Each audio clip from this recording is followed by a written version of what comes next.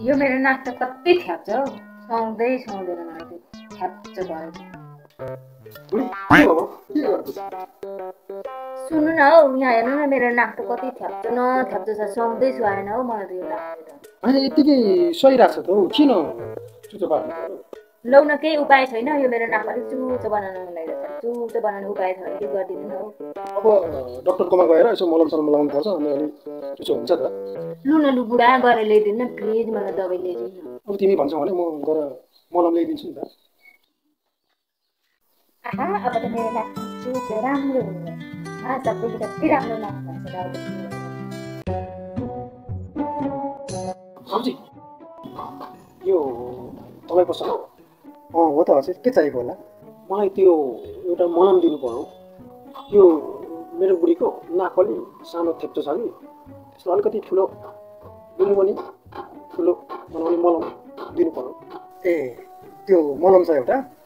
जति लगायो त्यति ठुलो हुन्छ ए जति लगायो त्यति ठुलो लु मलाई त्यो दिइहाल्नुहोस् कति पो पैसा हो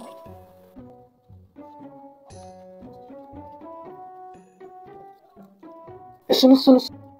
यो मलम लगाउँदाखेरि छ नि एकदम अस्पुराउनु है अलिकति 5 ग्राम लगाउने दिनमा एकचोटि मात्र है बिस्तारै बिस्तारै यस्तो बताउनुहोस् होइन आफै बिस्तारै ठुलो हुन्छ तर दिनमा एकचोटि 5 ग्राम है विचार गर्नुहोस् है अथवा फेरि ठुलो हुन सक्छ है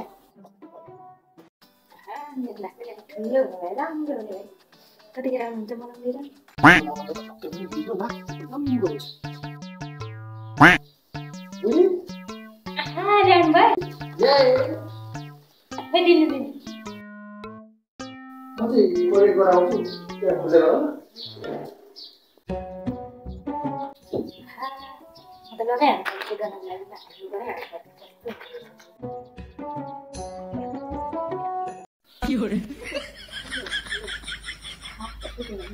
मेरो नाक पनि ठुलो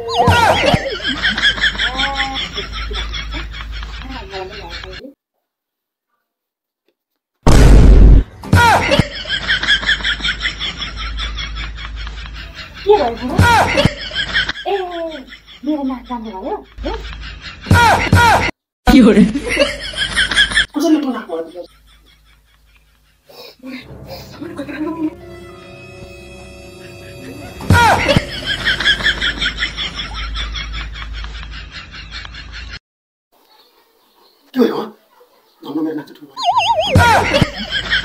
भयो?